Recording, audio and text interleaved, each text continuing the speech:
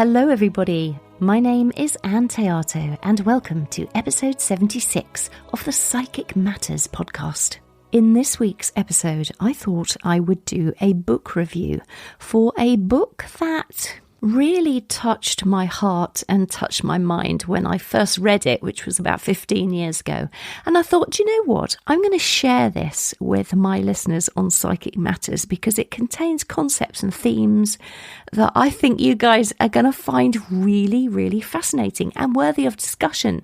It's one of those books that has touched my mind, touched my heart, and made me deeply think and deeply consider all things. And I thought, do you know what? I think this will make a really interesting episode. Don't sleep. There are snakes. Life and Language in the Amazonian Jungle by Daniel Everett. Take a deep breath in.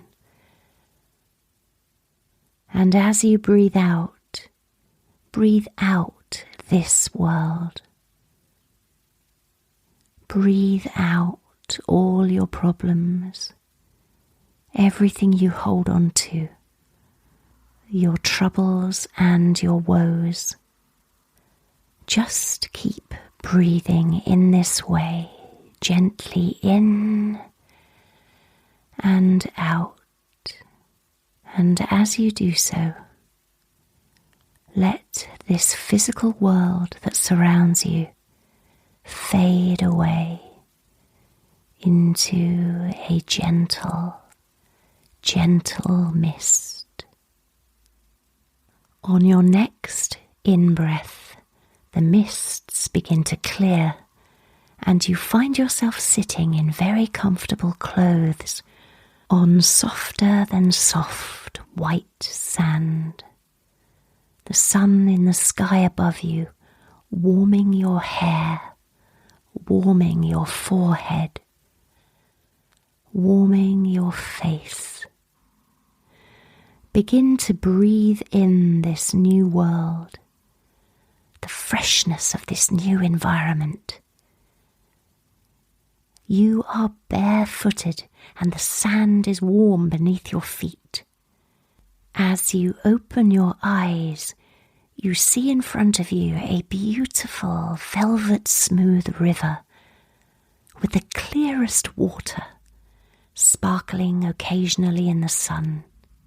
This is the Maasai River, deep in the heart of the Amazonian rainforest. On the opposite bank, and as far as the eye can see in either direction, tall emerald trees line the riverbank, flaming macaws perched in the branches. You can hear monkey calls, toucan cries, and the occasional roar of a jaguar. Turn your head and observe. To the left and to the right of you, 4 or 5 thatched roof houses on stilts. You are amongst the people of the Pirahã tribe. There are children laughing, chasing one another, dogs barking. Small cook fires smoulder. You catch the faint smell of smoke drifting your way. Brown-skinned women with black hair wear collarless mid-length dresses, stained dark brown from dirt and smoke. The men wear gym shorts and loincloths. Children are naked. Babies' bottoms are calloused from scooting across the ground. Notice the most striking thing about them. How happy everyone seems. Smiles decorate every face. Not one person looks sullen or withdrawn. These are the Pirahã people of the Brazilian Amazon. No outsider has ever been able to understand the Pirahãs. They are the least studied people in the world and speakers of one of the world's most unusual languages, Pirahã is not known to be related to any other living human language. But one man, a white American linguist called Daniel Everett, moved his very young family to the Brazilian jungle in the hope of studying the language, translating the Bible, and helping this Amazonian tribe find God. His income and expenses were paid by the evangelical churches in the USA so that he could change the Pirahã's hearts and persuade them to worship the God he believed in and to accept the morality and the culture that goes along with believing in the Christian God. The trouble was, the Pirahãs have no God. They have no creation theory. I want to talk to you about this culture, a culture who have no influences, no persuasion from the outside world, no history, no belief system, no laws, no regulations, no rules, no government, no monarchy, no word for worry, no advertising, no fairy stories, no myths or legends, no fiction, and no spiritual framework on which to hang a belief system. The Pirahãs showed Daniel Everett that there is dignity and deep satisfaction in facing life and death without the comfort of heaven or the fear of hell, and in sailing towards the great abyss with a smile.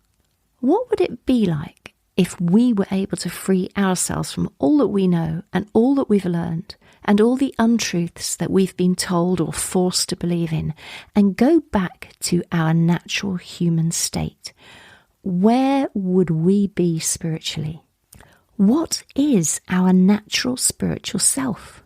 The Pirahã tribe could possibly be the closest we can get to exploring this. It's not easy for a Western family to prepare to live in an Amazonian village, and when Daniel and his wife purchased their supplies, they anticipated and bought for up to 6 months of family isolation in the jungle. They bought laundry soap, birthday and Christmas presents that had to be planned 4 months in advance.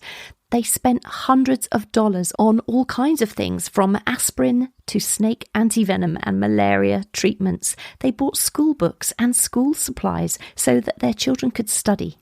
They bought hundreds of litres of gasoline, kerosene, propane, dozens of cans of meat, a propane-fueled refrigerator, dried milk, flour, rice, beans, toilet paper, trade items for the Pirahãs, and so on and so forth. Take yourself back to that beach I spoke of at the beginning. Take a closer look at the houses on stilts that you see. Pirahã don't need houses to display wealth because all Pirahã are equal in wealth. They don't need houses for privacy because privacy is not a strong value. But if they need privacy for sex or relieving themselves, they have the entire jungle around themselves, or they can jump in a canoe and leave the village. Houses don't need heating or cooling because the jungle provides a perfect climate for lightly clothed human bodies. Houses are just a place to sleep with moderate protection from the rain and the sun. At night time, the Pirahã don't say to each other, "Sleep well." They call out to each other, "Don't sleep, there are snakes." By not sleeping, they can harden themselves, and that is a value they all share. There's danger all around in the jungle, and sleeping soundly can leave you defenseless from attack by numerous predators. So if you snore, jaguars may think a pig is nearby and come and eat you. Hence, don't sleep. There are snakes for the same reason. They laugh, the Pirahãs do, and they talk for a good part of the night. And people don't actually sleep for hours at a time.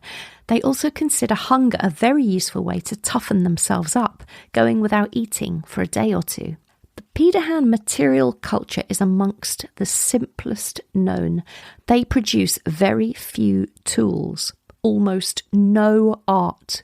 If they need to carry something in a basket, they'll weave one on the spot from wet palm leaves, and after 1 or 2 uses, the basket becomes dried out and fragile and it's abandoned. Pirahãs enjoy every day as it comes. They don't plan for the future. They don't store food, and as a result, they invest no more effort in something than is necessary for minimal function. Daniel Everett, while he was there, attempted to teach the Pirahã to learn to count, but they don't have any words for numbers. Over a period of 8 months, he tried in vain to teach them the Portuguese numbers used by the Brazilians for 1, 2, 3, and in the end, not a single person could count to 10. They don't have any words for colours. They can describe colours, they see colours, but they'll say things like, that looks like blood, or that looks like urucum plant, or that looks like water, or that's not quite yet ripe, or that's transparent, or that looks like it has an opaque eye. And they're the sort of ways that they describe different colours. They make necklaces from seeds and homespun cotton string to ward off the evil spirits that the Pirahãs see almost daily. The necklaces are bright coloured because they believe, like wild animals, spirits are more likely to attack when startled. There was a terrible time for Daniel while he was out there when his wife and children were near death with malaria. And at that time, Daniel found out some important things about the Pirahã that he was not understanding or successfully appreciating. He was really hurt that the Pirahã didn't show more empathy to him for his situation with his children and his wife being so close to death, and being so caught up as he was in his own terrible crisis, it didn't occur to him that the Pirahã went through what he was agonising over on a regular basis, and that their lot was worse than his. Every Pirahã member has seen a close family member die. They have seen and touched the bodies of their loved ones and have buried them in the forest near their home. They had no medical doctor or hospital to turn to for help. When someone gets too ill to work among the Pirahã, no matter how easily the disease might be treatable by Western medicine, there is a significant chance that the person will die. The neighbours and family, they don't bring casseroles to the Pirahã funeral. If your mother, your child, or your husband dies, you still have to hunt fish and gather food. No one will do that for you. The Pirahã have no way of knowing that Westerners expect to live nearly twice as long as they do, and not only expect to live longer, but consider it their right to do so. And it's important to state here that the Pirahã, they're not indifferent to death. Their pain and their concern is exactly the same as ours. They would paddle for days in a canoe for help if they thought that they could save a child, but the Pirahã do not act as though the rest of the world has a duty to help him or her in their need. They don't suspend normal daily activities just because someone's sick or dying. That's practicality. That's not callousness. When Daniel was there, he witnessed a woman die in childbirth. It was a breech birth. She was in agony, but no one went to her aid. She and her baby died on the beach because the Pirahã believe that people must be strong and get through difficulties on their own. In a land without doctors, you have to get tough or die. When someone dies, he or she is buried. There's a relative lack of ritual within the Pirahã. There are some loosely followed traditions surrounding burial, but there's no ritual. The dead are buried in a sitting position with many of their belongings placed beside them, never more than a dozen or so small objects, because the Pirahã accumulate so little materially in the course of their lives. And often they bury their dead face down, and they never build a coffin. If the deceased is large, they'll be buried in a sitting position because it requires less digging. The dead are buried almost immediately.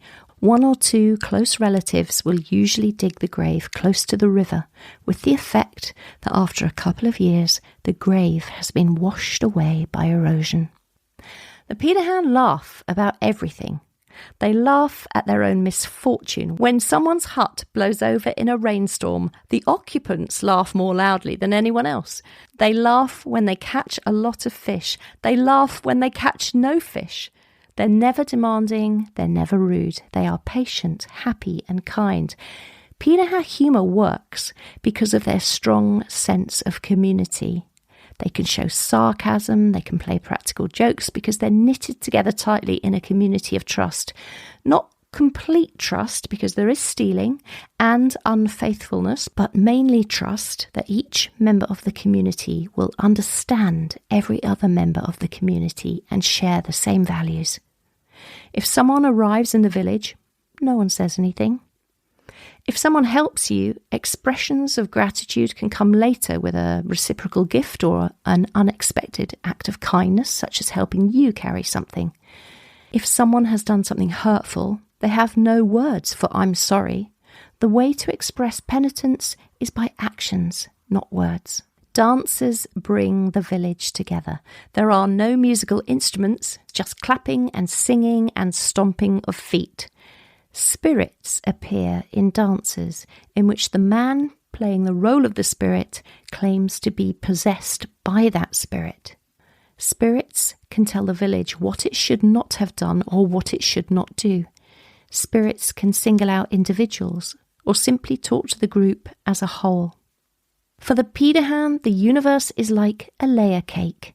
Each layer is marked by a boundary called a biji. There are worlds above the sky and worlds beneath the ground. Upper layer, lower layer, our layer. Knowledge about the upper layer or upper biji must come, therefore, from information supplied by living eyewitnesses. The layers themselves are visible to the naked eye, the earth, the sky. The inhabitants of the layers are seen, because these other beings come down from the sky and walk about the jungle. The Pirahã see their tracks from time to time. Pirahã even see the beings themselves lurking as ghostly shadows in the jungle darkness. Importantly, the Pirahã can walk about the biji in their dreams. To the Pirahã, dreams are a continuation of real and immediate experience. To the Pirahã, you see one way awake and another way while asleep, but both ways of seeing are real experiences. If I dream of a spirit that can solve my problems, and my dreaming is no different from my conscious observations, then this spirit is within the bounds of my immediate experience. The Pirahã only talk about things that they have experienced themselves or something that's been witnessed by someone alive during the lifetime of the speaker. The Pirahã asked about Daniel's God. What does your God do? And Daniel said, well, he made the stars and he made the earth. Well, the Pirahã say that these things were not made. And Daniel says, okay, so what was the world like long ago before there were Pirahã? Who made the trees? Who made the water? And the Pirahã say, what? And Daniel said, who made the trees? Who made the water? And the Pirahã replied, nobody made the trees. Nobody made the water. They're just trees and they're water. And Daniel presses the point, you know, a long time ago when there weren't any trees. And the Pirahã say, you saw a time when there were no trees? And Daniel says, no. And the Pirahã say, we don't talk about that. The trees were always here. The water was always here, unless you know that they weren't. One of the tribe once said to Dan, hey, Dan, I want to talk to you. You've been here for a long time, and we know that you love this beautiful place. We have lots of fish here, and you don't have that in the States. But you know, we've had people tell us about Jesus before. Somebody else told us about Jesus, and then another guy came and told us about Jesus, and now you're telling us about Jesus. And we really like you, but you see, we're not Americans, and we don't want to know about Jesus. We like to drink. We like to have a good time. We like to have sex with multiple partners of both sexes. So you see, we really don't want to hear about that. You can stay here. We like you. We like your kids. But we don't want to hear about Jesus or God anymore. We're tired of that. A group of men at another village said, Dan, so tell us a little bit more about Jesus. Is he brown like us, or is he white like you? And how tall is he? And what sort of things does he know how to do? Does he like to hunt and fish and stuff, or what does he do? And Dan said, well, I don't know what colour he is. I never saw him. And the Pirahã say, you never saw him? No. And the Pirahã say, well, your dad saw him then. Because you can give information that was told to you by somebody who was alive at the time.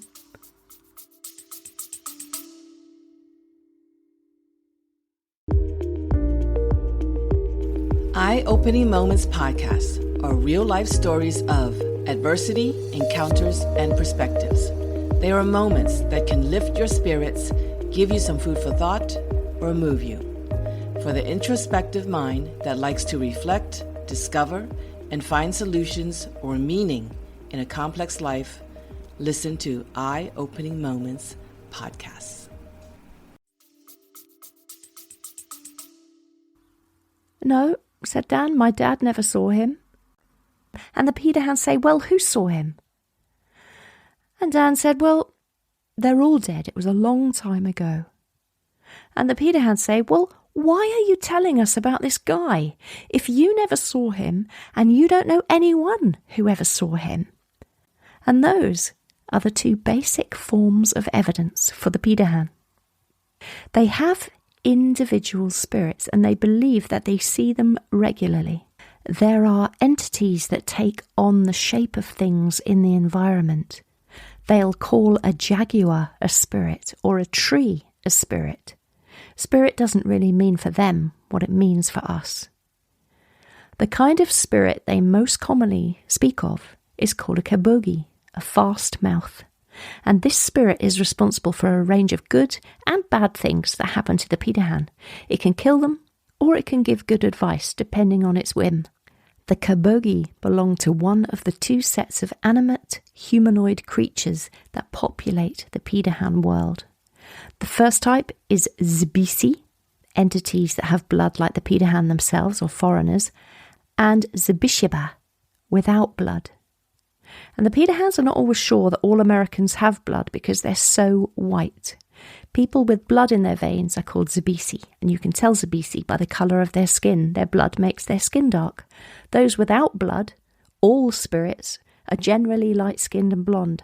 So for them, dark-skinned peoples are humans, and light-skinned peoples are traditionally not humans, although the Pirahã do concede that some white people may indeed be Zbisi, as they have seen Daniel and a couple of other white people bleed. One day, the Pirahã were talking about Dan as he emerged from the river, and they asked one another, is this the same Dan who entered the river, or is it a spirit? And you might remember the story of the Greek philosopher Heraclitus, who lived in 450 BC, and he was famous for his insistence on ever-present change as being the fundamental essence of the universe. As he stated in his famous saying, no man ever steps in the same river twice.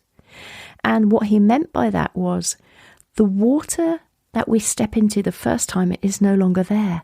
The banks have been altered by the flow, so they're not exactly the same. The fish are in a different place. There are different oxygen levels in the water, etc., etc. So, apparently, we step into a different river each time. What does it mean to say that something or someone is the same this instant as they were a minute ago? What does it mean to say that I am the same person I was when I was a toddler? None of my cells are the same. Few, if any, of my thoughts are. And to the Pirahã, people are not the same each phase of their lives. One day Daniel was talking to Kohoi, a Pirahã man, but he would not answer. And eventually the Pirahã responded, were you talking to me? My name is Tipahai. There is no Kohoi here. Once I was called Kohoi, but he is gone now, and Tipahai is here. The Pirahã see spirits in their mind. They talk to spirit people that you can't see, and they channel spirit beings too. Daniel was invited one evening to see them in, I guess, what would be the equivalent of our own trance mediumship. The sky, resplendent with stars, large river frogs were croaking. Some Pirahã were seated on logs facing the jungle.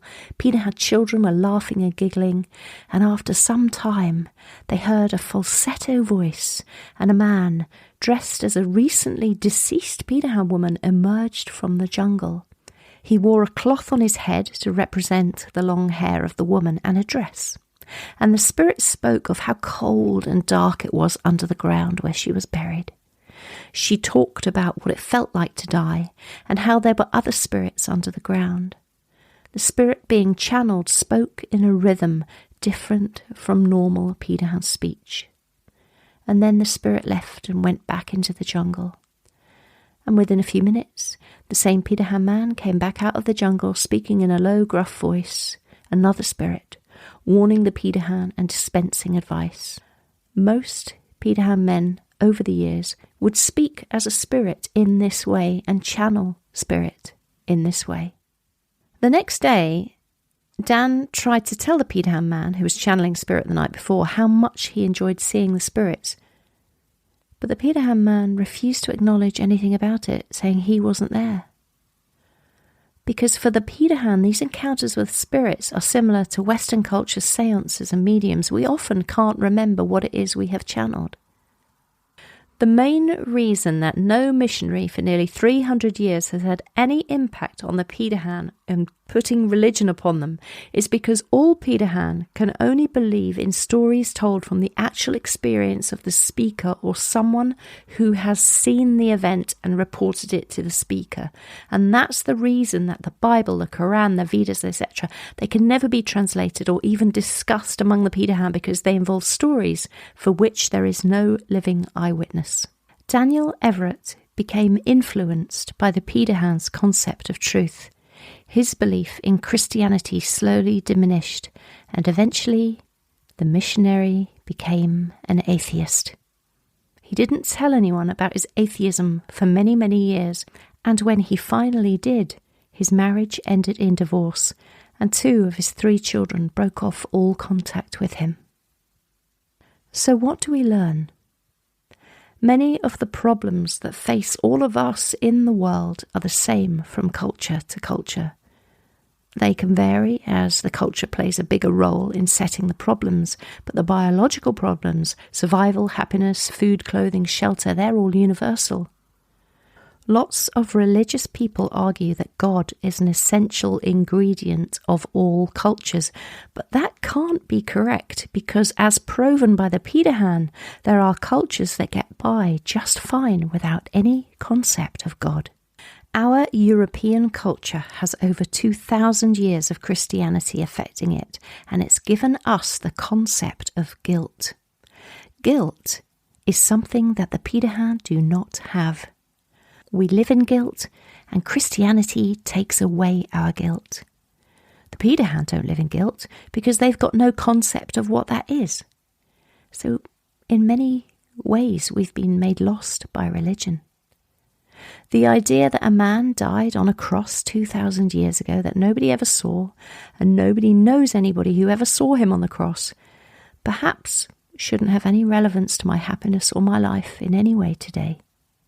So to conclude, there exists a remote tribe in the Amazonian rainforest, the Pirahã tribe, a culture who have no history, no outside influences, and no spiritual framework on which to hang a belief, yet they meet spirit people in their dream state. They are adept at trance mediumship. They channel spirit people and higher beings, and they interact with spirits on a daily basis. There's no definitive answer here, but I invite you to consider what you've heard. For those of you who are interested, please do head over to our group Facebook page, Psychic Matters, where we can open up a discussion on the topics raised in this podcast. And don't forget to head over to my website where you can find a full transcript of this episode on the show notes.